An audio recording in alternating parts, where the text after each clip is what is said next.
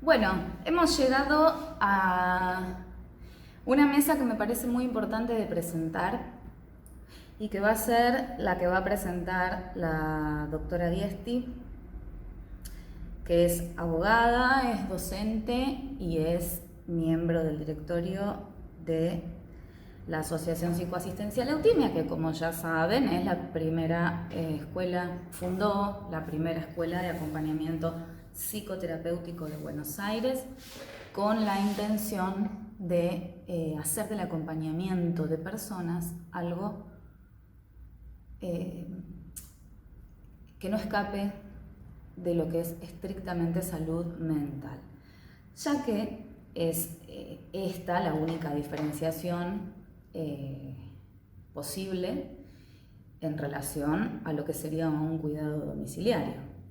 El trabajo en salud mental y el pensar en una posible recuperación, que no es estrictamente de ese tercio que compone a la salud y que es la salud física, ¿no? Que es donde trabaja el cuidador domiciliario, etc.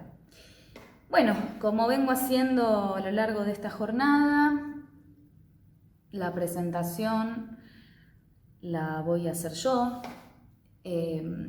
porque como coordinadora mi función va a ser en cada mesa, y continuará siendo en cada mesa, hacer una especie de abstract o una especie de explicación para que, independientemente de la temática que se toque, que puede ser en algunos casos muy enfocada al derecho o muy enfocada a determinadas áreas, se pueda comprender la importancia que tiene tocar esa temática en relación a lo que es salud mental. Así que esta pequeña introducción se va a llamar, porque luego vamos a permitir que tengan acceso digital a las ponencias por escrito, y se llama el acompañamiento terapéutico en el escenario judicial. La doctora Viesti va a hablar puntualmente de lo que es la discapacidad, cuando la discapacidad requiere ese plus que es el tratamiento civil, porque nosotros siempre venimos trabajando, sobre todo los que estamos muy comprometidos con lo que es el área de salud, en lo que es el tratamiento, lo terapéutico, tener el certificado de discapacidad, tener acceso a coberturas, tener acceso a terapias, que está perfecto y es una de las cosas que hay que tener en cuenta. Pero ¿qué pasa con el ciudadano? ¿Qué pasa con el sujeto civil? A pesar de que inclusive en la posterior mesa van a escuchar palabras que les resuenen, porque hay mucha literatura, hay mucho discurso dando vueltas acerca de qué palabras hay que usar, qué palabras no hay que usar porque menoscaban la subjetividad o porque tienen una connotación negativa en relación a la persona con discapacidad. Bueno, a pesar de esto, nos vamos a encontrar con palabras que en el derecho son las palabras de uso común y que en el escenario judicial se hablan estos términos. Esta mesa que les comento es una mesa que se llama judicialización en discapacidad del curador a las personas de apoyo o al sistema de apoyo.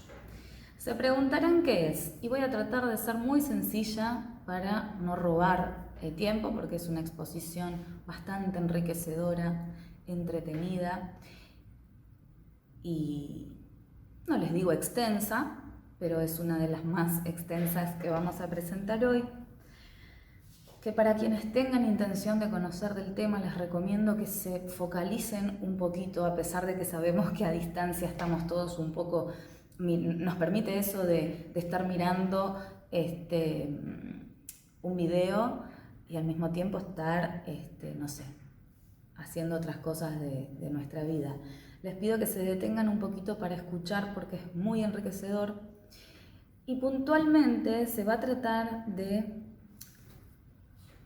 dar importancia a algo que es no menor, que es que a partir de la modificación del Código Civil en el año 2015, hubo un cambio en relación a las declaraciones que antes se llamaban de insania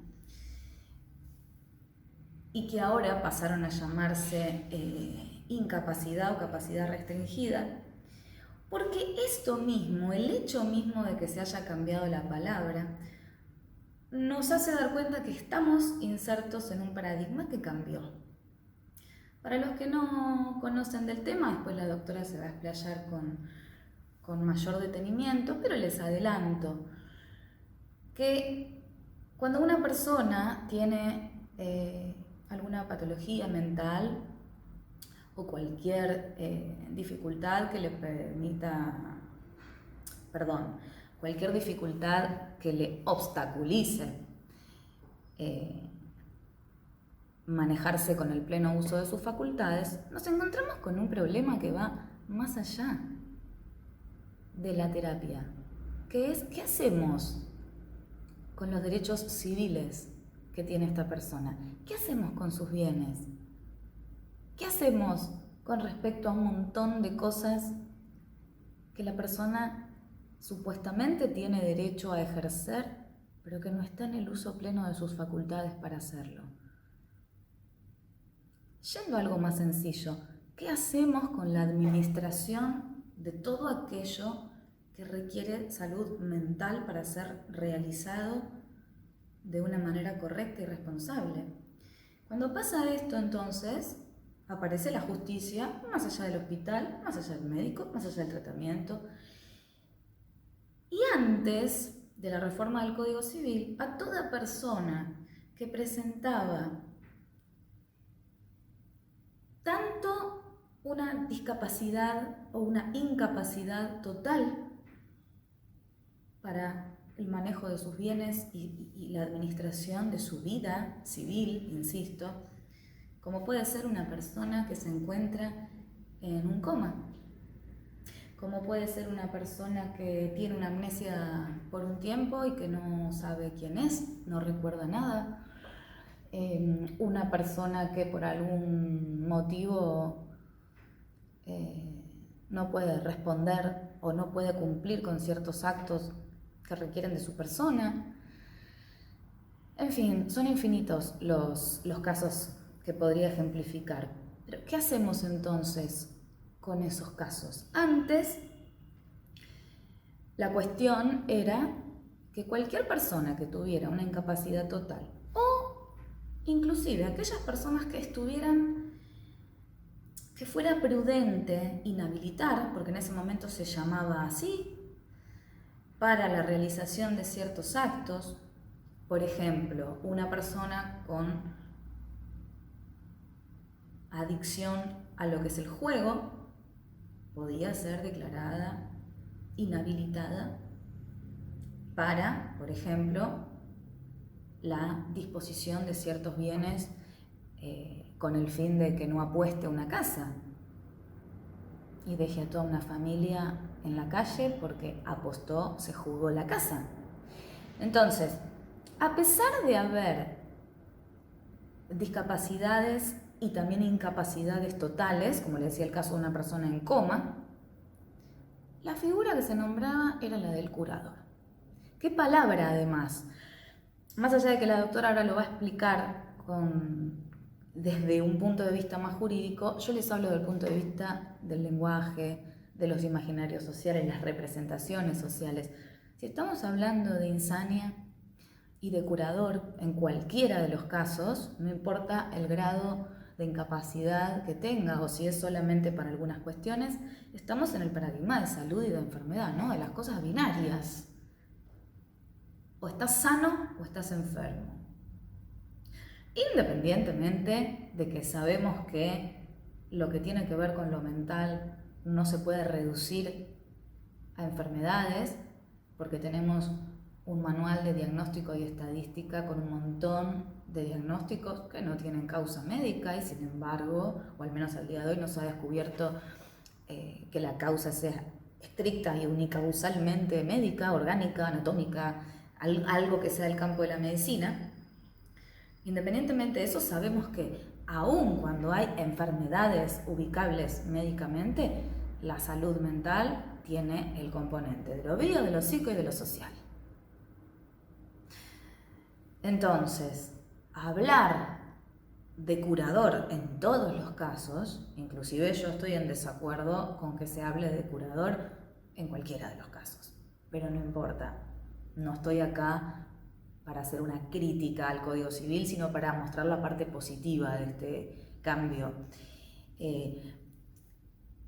Piensen que por lo menos se ha avanzado en que ahora, para que se hable de curador, o sea, de enfermedad, tiene mínimamente que haber una incapacidad total. Si en cambio estamos hablando de personas con capacidad restringida, que ya son personas que en determinadas situaciones no se aconseja después de una evaluación, ya van a ver cómo es, que estén solos en la determinación de ciertos actos, podemos hablar del sistema de apoyo. Que el sistema de apoyo ya no habla de curar o sanar, habla de apoyar. Y a mí se me viene a la cabeza, ¿no? Qué bueno que se está empezando a pensar en apoyo. Cuando también, a partir del 2010, con la ampliación del concepto de salud, en cuanto a que se incorpora la salud mental, se empieza también a obligar desde los seguros de salud. Cuando digo seguros de salud, lo digo porque esto lo puede ver gente de cualquier lugar del mundo y estrictamente no se llaman obras sociales a las obras sociales. Son seguros en salud e incluye prepagas, obras sociales, hospitales públicos o como sea que se llame desde el lugar que estén viendo. Los seguros de salud están obligados desde el 2010 a trabajar con patologías mentales en todos los hospitales generales y a cubrir prestaciones de apoyo. Prestaciones de apoyo son justamente de apoyo y tienen que ver con todas aquellas disciplinas que se encargan de realizar tratamientos desde un lugar no médico. Por supuesto que acá se ve todavía la hegemonía de la medicina, tampoco vamos a entrar en eso porque ha dañado mucho al sistema de salud esta grieta de el médico demonizado y los demás, que somos los que pensamos en el sujeto, no es así, no necesariamente tiene que ser así, eso va a tener que ver con la ética de cada profesional y el respeto por las distintas disciplinas que abordan el mismo objeto. Pero qué interesante que se empiece a hablar de sistema de apoyo, o sea, que una persona que tiene una discapacidad, que es la mayoría de los casos con la que nos vamos a encontrar, con discapacidades, no con una incapacidad total necesariamente, bueno, pueden tener no figura de curador, sino de un sistema de apoyo. Y al mismo tiempo, estas personas que se encargan del sistema de apoyo pueden también tener la potestad de contratar, administrar, planificar todo aquello que sea mejor para la reinserción, la rehabilitación de la persona de la que estemos hablando. Se trata de un proceso, obviamente, un proceso judicial, para determinar que la persona efectivamente necesita estar acompañado y pedir permiso para realizar ciertos actos. Lo digo así para que se entienda, porque trato de llegar a toda la comunidad, no solamente a los que ya saben de estos temas. Porque si no sería muy sencillo. Mi familiar no está en sus cabales. Bueno, le hacemos... No es así. Se tiene que evaluar que realmente sea cierto, se tiene que evaluar realmente que la denuncia, porque se habla de denunciante y de denunciado, sea una denuncia fundamentada, se tiene que avisar a la persona que se está realizando esta intervención y esto en función de la protección precisamente de esa persona. Porque ustedes piensen algo, no tengamos siempre buena fe. Pensemos, los abogados pensamos siempre lo peor. Estamos entrenados para pensar en las cosas malas, no en las buenas. Justamente nuestro trabajo es pensar qué nos pueden hacer para perjudicarnos y tratar de poner toda la defensa para evitar problemas posteriores. ¿Por qué yo tengo que pensar que la familia de una persona con discapacidad lo digo no todavía en el sentido judicial, sino alguna persona con un trastorno, que toma medicación, que tiene alguna alteración clínicamente significativa en lo emocional, en lo comportamental, en lo cognitivo? ¿Por qué yo tendría que presumir que la familia es gente que realmente quiere el bien del paciente? ¿Acaso no sabemos, por ejemplo, lo digo como ejemplo, que la mayor cantidad de abusos infantiles son intrafamiliares? ¿Acaso no sabemos la cantidad de abusos que se producen de otro tipo dentro del seno de las propias familias? ¿Acaso no sabemos? Y acá convoco un poco a los que trabajan en el área de psicología y me voy a un plano más teórico. No quiero dejar afuera a nadie, solo quiero aclarar esto.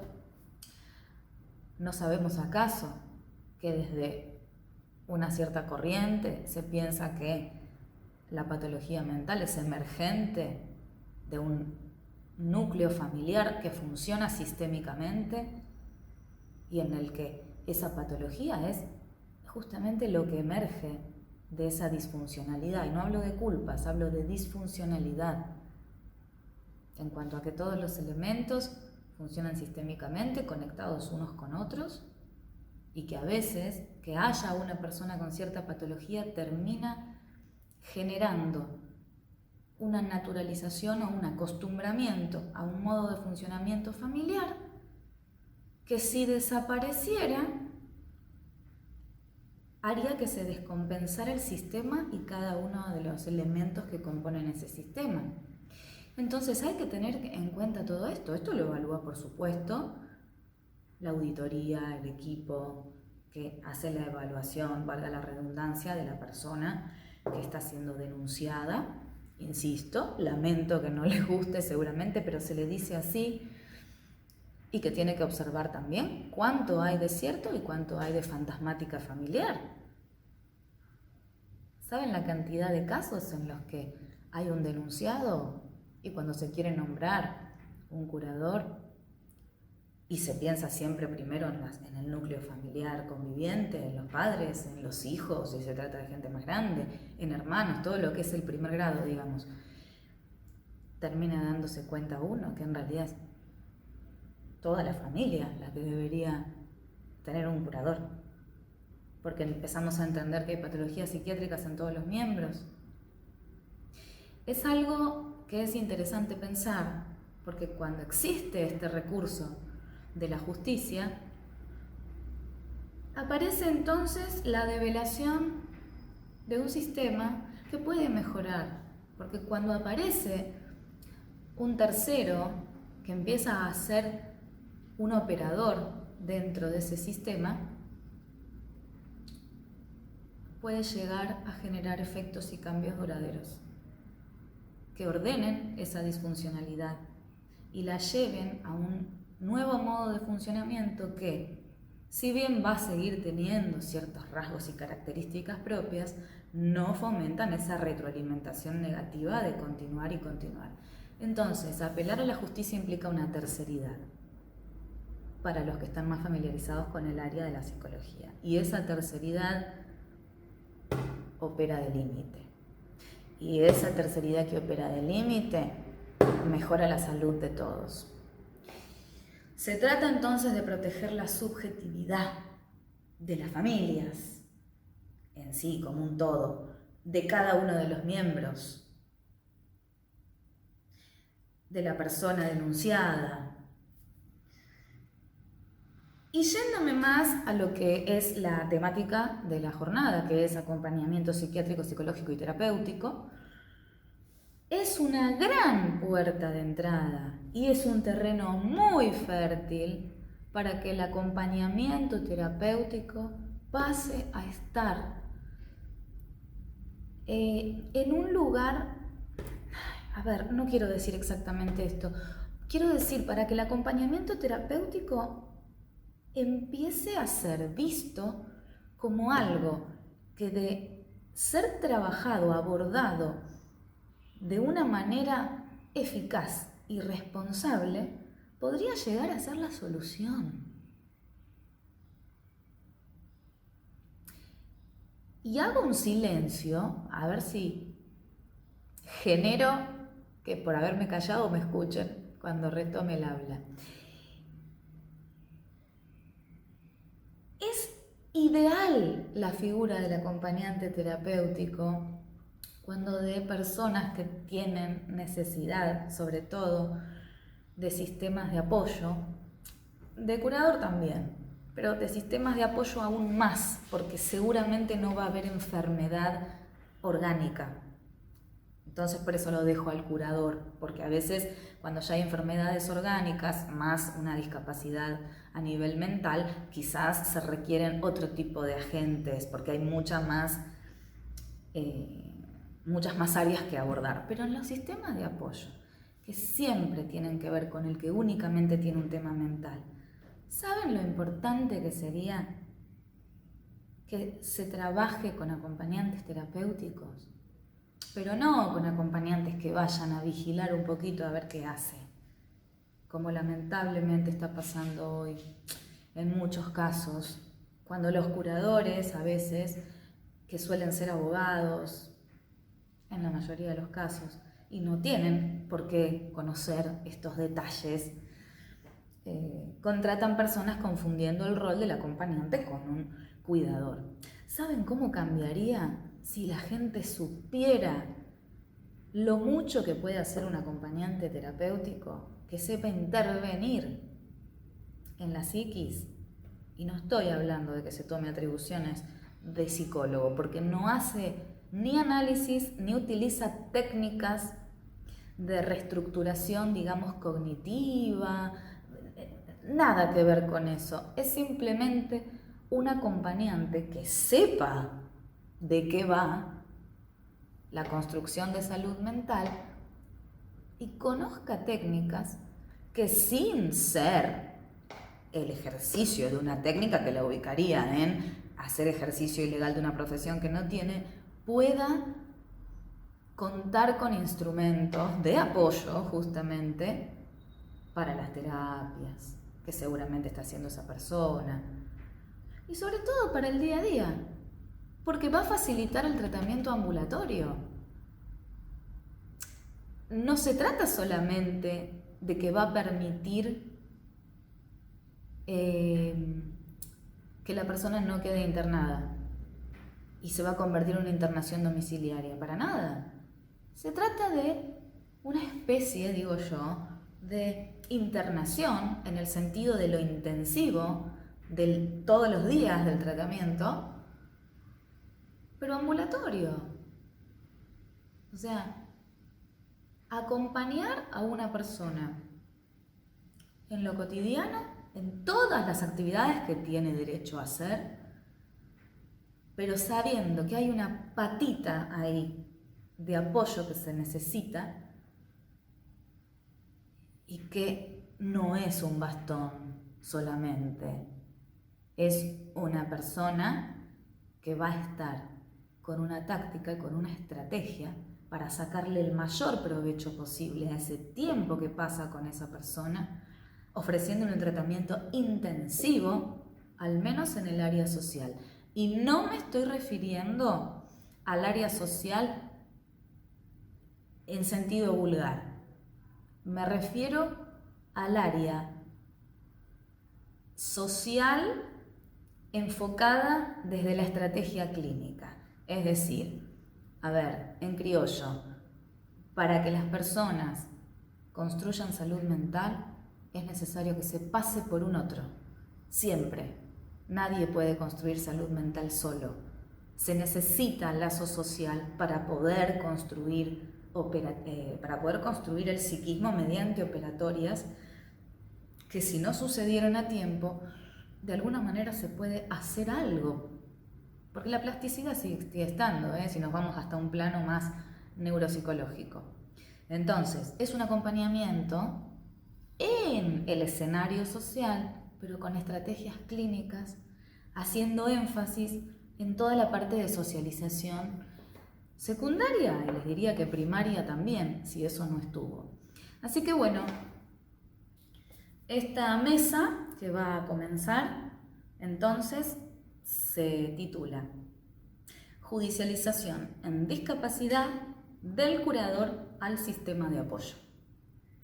Prestenle atención y recuerden que lo importante es conocer lo que ofrece el Código Civil, cómo ha cambiado de paradigma y se ha pasado de un paradigma de salud y enfermedad a un paradigma de construcción de la salud en consonancia con el artículo 3 de la Ley 26657, y piensen cómo podría influenciar y qué útil podría ser que dentro de lo que es principalmente el sistema de apoyo se cuente, valga la redundancia, con el apoyo del acompañamiento psicoterapéutico o terapéutico, si lo limitamos a la salud mental, para la mejora de las personas, para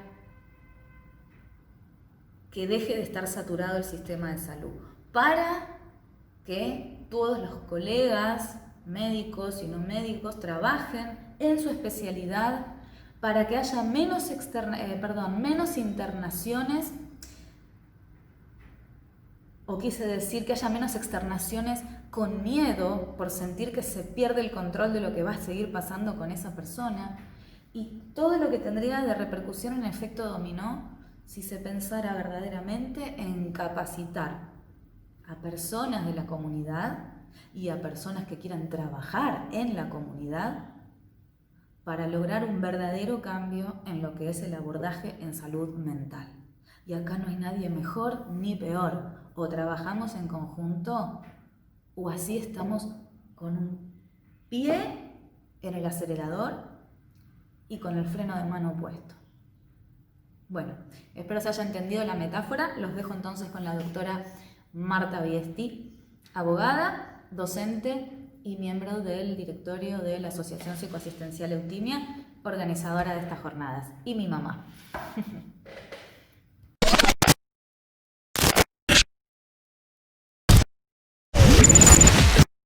Buenas tardes. Bueno, nos vamos a referir entonces a la judicialización en la discapacidad del curador a los sistemas de apoyo. En principio, este tema requiere fundamentalmente que me refiera a algo muy interesante que desapareció del Código Civil y Comercial de la Nación, sancionado en el año 2015, que es la desaparición de la palabra insania, una palabra con mucha carga. Aunque en algunos códigos como el procesal hay algunos temas estrictamente de orden legislativo donde todavía se deja o se vislumbra algo que todavía quedó sobre esa terminología. Hoy en día la palabra insania ha sido sustituida por la palabra capacidad. Es una palabra mucho más tranquila desde el punto de vista de la gente que tiene todo un tema bastante complicado cuando se habla de insania, ¿no? Es como que tiene una carga tan fuerte que no la aceptan tan fácilmente. Entonces, nosotros cuando hablamos de estos asuntos referidos a la capacidad, en lugar de decir que iniciamos un proceso para determinar o para decretar una insania, decimos que iniciamos un proceso para determinar la capacidad. El desarrollo del mismo se produce con toda la prueba que, por supuesto, se necesita aportar para poder lograr a una sentencia justa, ¿no? No es cuestión de decir que esta persona es capaz o incapaz así a la ligera. Por lo tanto, hay intervención de un equipo médico-psiquiátrico, intervención de testigos, informes, evaluaciones en general, y entonces de ahí en más el juzgado resolverá, el juez que tiene a su cargo dictar sentencia, si esta persona es o no es incapaz.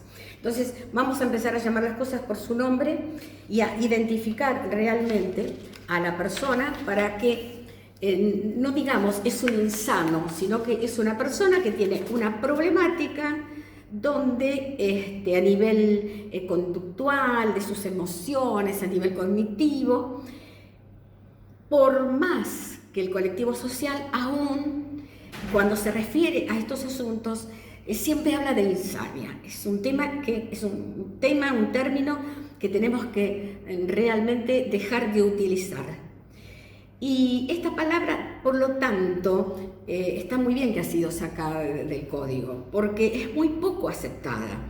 Porque atrás de esta palabra nosotros encontramos un sinnúmero de situaciones muy dolorosas para todo el entorno familiar, porque ¿qué significa? Implica aislamiento, temor, discriminación social, hasta a veces se habla de una culpa que yo diría entre comillas genética. Y decir que una persona está necesitando entrar en un proceso de estas características es al solo efecto de protegerlo. Pero atrás de esto surgen todo un montón de historias familiares, de conflictos, sacan a relucir historias ocultas, se crea toda como una especie de fantasía, antes de decidir, por ejemplo, si van a iniciar o no un proceso sobre determinación de la capacidad. Es como si fuera algo pecaminoso. En cambio, en este nuevo código, y antes de insertarme de lleno al tema de la curaduría, el hecho de que haya sacado la palabra insania es como que se presenta de una manera mucho más tranquila, menos complicada para la gente. Y puede suceder, por ejemplo, en este caso de determinar la capacidad de la persona que nosotros creemos que no se está comportando como consideramos, entre comillas, voy a decir, la normalidad del colectivo social lo acepta, voy a decir que lo llamamos en la parte, digamos, del proceso el denunciado.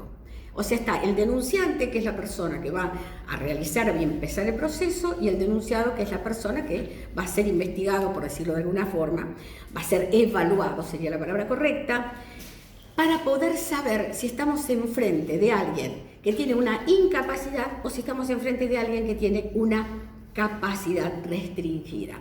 Que esta también es la nueva esta nueva parte, esta nueva forma de definir una zona gris, donde antes se decía incapacidad o es insano o no lo es. Podía haber inhabilitados, no es que no lo sabía, había un artículo, el 152 bis, que trataba de englobar en esta capacidad que hoy es capacidad restringida, lo que sí hoy trae a colación el artículo 32, famoso ahora del Código Civil.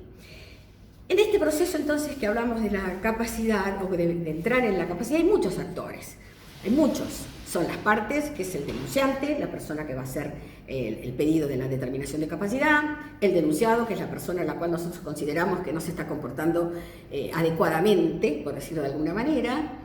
Está el defensor, está el juez, los profesionales de la salud, etcétera, y el famoso curador ad litem, al cual yo me voy a referir un poco más adelante para no entorpecer entonces el razonamiento más adecuado para poder comprender este tema. Quiero dejar aclarado también que esta charla no está dirigida para los profesionales del derecho, ni tampoco para estudiantes avanzados, sino que se trata de llegar a ellos para poder tratar de que la gente que está padeciendo este tipo de situaciones pueda comprender de qué manera se puede llegar a evaluar a una persona sin sentirse como que ese entorno se convierte en algo vulnerado, culposo, etc. Entonces, la capacidad restringida, que vamos a empezar por ahí, es aquella capacidad donde la persona que es evaluada tiene capacidad para ciertos actos, pero para otros actos no. Entonces, tenemos que protegerla igual. Porque no podemos decir, por ejemplo, que con el certificado único, el CUT famoso, ya está cubierto. No, porque eso sirve para otras cosas. La sentencia judicial es la que va a determinar exactamente si esa persona es o no es capaz, o si es capaz, pero con una capacidad solo para ciertos actos. pero eso tiene que ser dictaminado por una sentencia. Esa es la que le da el verdadero valor. Se tratará siempre, y esto es para todos los casos de incapacidad o capacidad restringida, de mantener el principio de la libertad individual intacta. Tratar de no avasallar nunca, ni la forma de ser, ni la forma de sentir de esa persona. Tratar, en este caso de capacidades restringidas, de tener un vínculo entre las personas que van a ser los que, llamémosle ahora curadores, no es así, se llaman personas de apoyo. Que estas personas de apoyo tienen un vínculo con esa persona que se le decreta una capacidad restringida para colaborar, para guiarlos, para que manteniendo su forma de ser, sus necesidades, si tienen que elegir un psicólogo, ponerse de acuerdo con la persona qué psicólogo le gusta más, es decir, mantenerle la voluntad de sentir y de pensar, que esa es la verdadera, el verdadero fin de esto. Y estas personas de apoyo pueden ser una o dos personas, pueden ser familiares, aceptan el cargo, queda registrado esto en el registro de las personas incapaces, y que tratan de guiarlos para realizar aquellos actos que por sentencia y después de una evaluación hecha por un peritaje médico-psiquiátrico, podamos decir, para estos actos puede manejarse solo, pero para estos otros actos realmente necesita que alguien lo esté guiando. En general se utilizan frecuentemente para casos de personas con necesidad de atenciones psicogeriátricas o psicogerontológicas, es decir, que sin presentar una incapacidad total tampoco se pueden integrar socialmente, porque los riesgos que pueden correr pueden ser muchos. También se pueden aplicar a consumos problemáticos de toda índole, trastornos de la personalidad, esquizoafectivos, esquizofrenias estabilizadas, trastornos del espectro autista, bipolaridad también, o depresión en determinadas áreas. O sea, estaríamos hablando de capacidades alteradas, es decir, que entrarían en una zona gris, donde no podemos referirnos a una incapacidad total. Y es así que esto entró a legislarse en el artículo 32, como dije antes, del Código Civil reformado en el 2015. Esta persona que puede llegar a tener una capacidad restringida y que se está dando mucho en estos tiempos, debe ser por orden normativa, o sea, porque el código así lo indica también, evaluado al cumplirse los 3 años de haber sido decretada esa incapacidad o esa capacidad restringida. ¿Por qué? Y esta evaluación la tiene que hacer o cuerpo médico forense, si se tratara de una persona que no tiene bienes, o por un equipo médico psiquiátrico, nuevamente, que la puede hacer en forma personal, lo puede hacer haciéndolo trasladar a la persona al lugar donde se va a hacer la evaluación nueva. Este cuerpo va a informar al juzgado si esta persona que había sido evaluada hacía 3 años, porque tienen que cumplirse los 3 años obligatoriamente, pudo haber mejorado, pudo haberse estabilizado y no ir ni para atrás, por así decirlo, ni para adelante, o haber empeorado. Entonces, mediante la intervención de estos médicos, psiquiatras, toma también intervención el defensor, la curaduría, tienen que también conocer los resultados de esta evaluación y también ellos pueden pedir medidas que consideren que a lo mejor son necesarias. Hoy, por ejemplo, cuando se trata de personas institucionalizadas, y dado el estado de pandemia, ¿no?, del COVID-19, se evalúa incluso mediante telecomunicaciones, se envían los informes, es decir, no hay un obstáculo para que esto no se puede, para que no se pueda hacer. Y la persona de apoyo que ha sido nombrada para ese periodo en la cual se le decretó la capacidad restringida, también debe ser comunicada obviamente del resultado, ¿no? Ahora vamos a suponer que haya mejorado, pero que no haya curado. Les digo, por ejemplo, ahora, y me voy un poquito del tema, que esa es una terminología usada cuando nosotros hablamos del curador. Hablamos del curador y del curado. El curador es la persona que lo guía, el curado es la persona que ha sido evaluado como un incapaz. En el caso de que haya mejorado, bueno, seguirá la persona de apoyo actuando, puede ser ella, las mismas personas, como pueden cambiarse. Esto no es que es infinito, las personas pueden cambiar, porque pueden renunciar a su cargo, se pueden proponer otras, se puede hacer en cualquier momento incluso la renuncia, no es una cosa que una vez que se toma el cargo hay que seguirle indefectiblemente hasta que se cumplen los 3 años o que se haga una nueva evaluación. Incluso si la persona de apoyo llega a darse cuenta que esta persona a la cual ellos se están guiando tiene algún desfasaje o algo que le llama mucho la atención, puede incluso no solo informarlo al juzgado, que debe informarlo, sino que a lo mejor puede llegar a pedir una nueva evaluación psiquiátrica. Entonces, en ese caso, siguen con las personas, pero puede ser que haya sido favorable.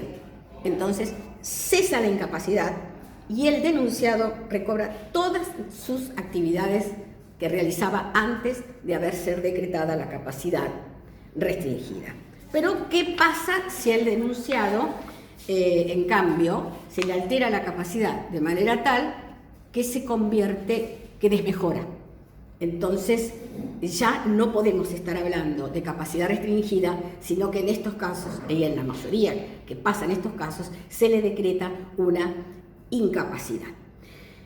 Entonces, esta zona gris, esta franja que estamos hablando de la capacidad restringida, es una zona límite, es vulnerable, es frágil. Y es necesario que se limite, no se sobrepase, para que precisamente no entremos en el tema de la incapacidad, que ya eso es mucho más fuerte. Entonces, se lo decreta con una nueva evaluación en el caso de desmejorarse como un incapaz. Y en ese caso, entonces, cesa la figura de la persona de apoyo y se le nombra el curador, que se le llama curador definitivo, pero de definitivo no tiene absolutamente nada, sino que es el curador que se va a encargar de ahí en más, pero también tiene siempre el curador la total de libertad de renunciar por cuestiones personales, también tiene, bueno, puede ser que renuncie porque se tiene que mudar al extranjero o porque no puede seguir desarrollando su cargo, pero se le dice siempre curador definitivo, toma el cargo, se registra, etcétera, en el registro de las personas incapaces. Estas personas entonces, al variar en todo lo que sea, digamos, necesario para proteger al denunciado, se tiene que hacer una evaluación a través entonces, de nuevo, como yo digo, por el juzgado, pero por el otro lado, la libertad absoluta que tienen los que asumen el cargo de personas de apoyo no es algo estanco, es algo absolutamente dinámico. Y estas zonas grises entonces son totalmente importantes porque evitan realmente, con esta nueva figura creada en el 2015 por el nuevo Código Civil, el conglomerado de internaciones que nada favorecen al denunciado, ni tampoco al sistema al sistema de salud en general. Porque al tener una libertad absoluta, al tener personas que lo acompañan, que lo guían, evitan que se produzcan estas internaciones de manera así avasallante dentro del sistema de salud. El curador ad litem, que yo dije al principio que me iba a referir después, es un curador que se nombra apenas se inicia el proceso. Lo primero que se hace es de un listado de abogados, que tienen que ser abogados, se nombra uno de ellos por sorteo, el juzgado lo elige, y entonces la función del curador ad litem, como dice ad litem significa en el litigio, es para ver las formas en que este proceso es llevado a cabo. No está ni a favor del denunciado ni a favor del denunciante. Lo que hace es tratar de controlar de que todo lo que se está produciendo dentro del proceso se produzca de una manera correcta. También tiene intervención activa porque puede pedir medidas, puede estar presente cuando se hace la evaluación médico-psiquiátrica obligatoria, por supuesto, y cesa la figura del curador ad litem cuando termina el proceso. Empieza la figura del ad litem cuando empieza el proceso y termina cuando termina el proceso, en el cual se defina si se trata de una incapacidad o si se trata de una capacidad restringida. O sea, el curador ad litem dura tanto tiempo como dure el proceso. O sea, vigila la prueba, el equipo interdisciplinario y cuando cesa su función, más allá de eso, el curador se va a ocupar, el que va a ser nombrado curador definitivo, que ya dije que de definitivo no tiene nada, de todo lo que es el bienestar del curado, tanto sea de su persona como de sus bienes. Incluso es importante saber que hasta podría llegar a ser el curador el tutor de sus hijos, si es que el curado tiene descendencia. Esto es muy importante. Y tiene amplísimas funciones. Y cuando termina su función, debe rendir cuentas de su actuación. Siempre. ¿Por qué? Porque el curador va a movilizar toda la parte de bienes y la parte económica. Y entonces vamos a suponer que el curado, como yo dije que se le va a llamar a partir de ahora, tenga alquileres, que perciba arrendamientos de campos, participaciones en industrias, en comercio, es decir, todas aquellas actividades que esta persona realizaba antes de que se le decretara su incapacidad, porque todos somos capaces hasta que se nos decrete lo contrario, como somos inocentes hasta que se nos decrete culpables. Y pasa lo mismo, somos todos capaces hasta que una sentencia diga que en realidad tenemos la capacidad afectada, de alguna manera o de otra, ¿no? Y todo el dinero, como primerísima obligación que reciba el curador, debe ser destinado en primerísimo lugar al cuidado y salud del curado. Esa es la función principal que tiene el curador, como también las personas de apoyo, de lograr la reinserción y la reintegración social. Y contratará, tiene las amplias facultades para contratar todo el personal médico, psiquiátrico, psicológico, acompañantes psicoterapéuticos, terapéuticos, expertos en motricidad si los necesitara, porque lo que se persigue es la mejoría del curado. Y todos los excedentes que queden de esos dineros que pueden ingresar a las arcas del curado será administrado de la mejor manera posible, porque cuando termine su función debe rendir cuentas de lo que hizo. Y ese dinero tiene que estar fundamentado en qué ha sido gastado. También puede ser que necesite de una persona como aquel que tiene campos, de un ingeniero agrónomo, y entonces contratará un ingeniero agrónomo o contadores para sus empresas. O sea, todo el destino de los excedentes tiene que tener un respaldo profesional que avale en qué se ha gastado para que no sea sancionado, porque si no rinde cuentas como corresponde, puede ser sancionado por esa conducta. En principio, el denunciante puede elegir el curador que quiere, lo ofrece, pero hay que probar obviamente la idoneidad para poder ejercer ese cargo, no puede hacerse por cualquier persona. ¿Y cómo la probamos? Bueno, a través de testigos, de informes de entidades bancarias o financieras. Son cuestiones que incluso va a dirimir el juzgado de acuerdo a la complejidad de las funciones que tiene que asumir, por supuesto, el curador. Respecto a la buena conducta, la buena fe, que no tenga antecedentes penales, no haber sido depuesto por actitudes incorrectas en otros nombramientos, también tener radicación en el país, no tener que alejarse por cuestiones personales al extranjero. Todo esto es apenas un poco de lo que yo les puedo nombrar para que sea comprensible, pero en el Código Civil está totalmente determinado todos los requisitos que tiene que tener un curador para ser nombrado como tal. Entonces, el curador definitivo se designa cuando se trata de una sentencia por incapacidad y la persona de apoyo cuando se trata de una sentencia con capacidad restringida. Hoy en día, últimamente, han llegado demasiadas consultas. Estoy hablando últimamente, no digo hace 5 meses, pero sí hace 3, 4, 5 años atrás, sobre desórdenes mentales, especialmente de la conducta. Los psicólogos incluso a veces se contactan porque hay tratamientos que han sido ordenados, cuando en otras ocasiones resultaban eficaces, llamados, y ahora no. Hay bastantes desgarradores de familias que no saben cómo encarar estas situaciones, y el planteo es si eso no es necesario comenzar procesos para determinar la capacidad. Descompensaciones, desbalances, depresiones, altibajos, irritaciones que no tienen fundamento alguno. Y no tiene distinción esto ni de edades, niños, adolescentes, hombres, mujeres, jóvenes, no hay distinción de nada. Y el objetivo de hacer una determinación de la capacidad, como se llaman ahora los procesos, que es sobre determinación de la capacidad, no como antes que se decía sobre insania, por ejemplo, o sobre inhabilitación, es la protección de la persona. Y esta situación también se agravó mucho con este tema de la pandemia y del famoso, ¿no?, preocupante problema del COVID-19.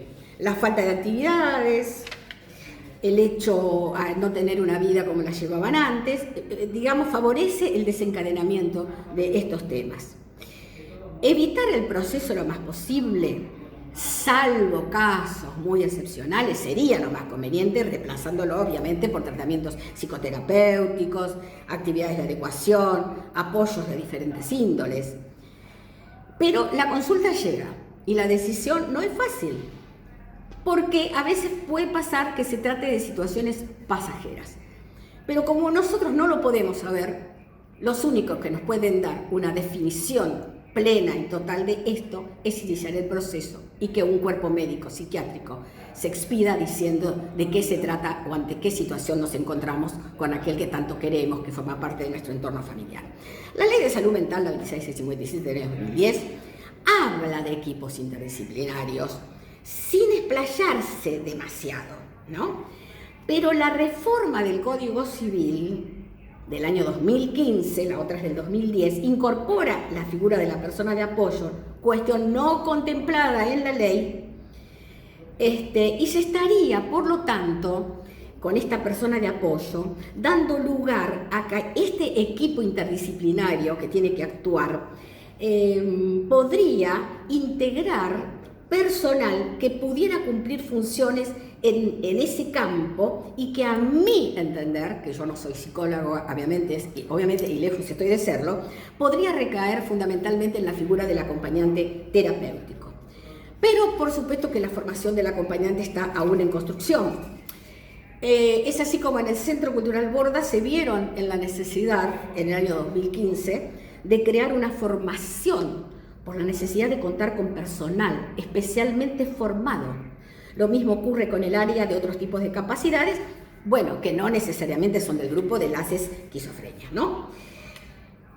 Según refieren personas especializadas en el área que unifican la salud con lo judicial, deberían integrarse a los AT, al equipo de salud interdisciplinario, contando siempre, obviamente, ¿no?, con una formación académica sensata, de excelencia, sistematizada, donde la preparación esté al alcance y a la altura de la función que deben cumplir, que no es sencilla, que es muy, muy, muy importante.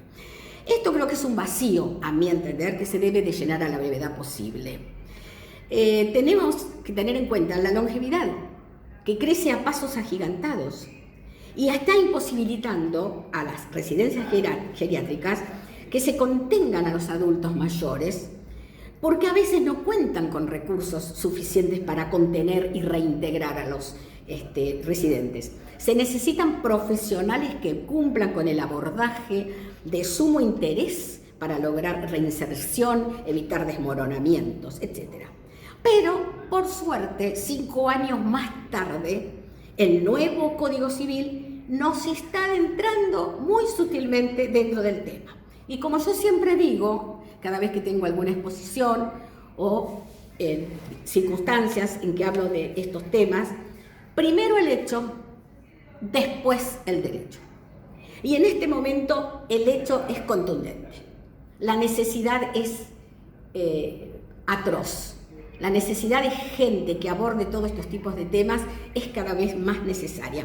En el siglo XX, digamos mitad del siglo XX, el derecho y la psiquiatría avanzaron muchísimo respecto de esto. Hoy por hoy, la ley de salud mental, a mi entender también, ha quedado relegada respecto al derecho. No está a la altura de las circunstancias. El derecho mostró la primera luz de avance en este tema con la figura de la persona de apoyo, que bien podría ser cubierta, siempre y cuando tengamos en cuenta lo que dije antes, con la figura de los acompañantes, preparados a la perfección. Se necesita no solo una ley nacional enfocada solo en lo laboral, no, sino también en lo sanitario, de manera tal que puedan ser legalmente incorporados al equipo interdisciplinario tan nombrado en la 26657, con sus respectivos registros y las matriculaciones que correspondan. Y el derecho, que vio el hecho, por supuesto, empezó a vislumbrar esa necesidad y quedó plasmada en el artículo 32 del Código Civil y Comercial de la Nación, siguientes y concordantes del mismo, que no es el motivo ahora de estar hablándole de un tema totalmente, absolutamente legal, no es el interés de esta charla. ¿Qué mejor entonces que el acompañamiento para desempeñarse en un área como la que hemos estado hablando? En el Centro Cultural del Hospital Borda hemos hablado mucho sobre estos temas y se ha tratado de capacitar lo necesario para que esta figura no legislada aún sea tratada con la seriedad que merece, ya que serán con total seguridad aquellas personas que más se necesitarían para ir cubriendo funciones que no pueden ser realizadas por otros profesionales. Pero no porque no pueden o no sean capaces, sino que son necesarios para acompañarnos, para ayudarnos. Se liberarían lo que nosotros decimos muchas camas, entre comillas, y la labor de todo del personal hospitalario se cumpliría mucho mejor, sin el avasallamiento que implica las cantidades exorbitantes de pacientes. O sea, considero que en este caso que estamos hablando, y que me he dirigido al acompañante terapéutico, debe ser optimizada de manera tal que pueda cumplir ese cometido, teniendo la certeza que su actividad conllevará siempre a la mejoría de la persona que terapéuticamente tiene a su cargo. O sea, pasamos del incapaz a la capacidad restringida. Y dentro de la capacidad restringida, o también dentro del incapaz, me refiero a la ley 26657 como el nuevo Código Civil y Comercial de la Nación, para que esos equipos interdisciplinarios tan necesarios puedan ser completados, por decirlo de alguna manera, mediante la incorporación de una figura que todavía no se le está dando la importancia y trascendencia que en muy poco tiempo va a llegar a tener y que ya la tiene. O sea, el derecho ha dado un paso y dejó abierta una puerta importantísima. Hay que saber utilizarla para el bien de toda la comunidad médica y no médica en salud general y salud mental, hospitalaria en general, para los que necesitan que así sea para mejorar su inserción social y para respetar los derechos de todos. Entonces, no desperdiciemos aquello que con buena fe y buena voluntad se puede lograr. Es todo lo que les tengo que decir. Muy buenas tardes a todos ustedes.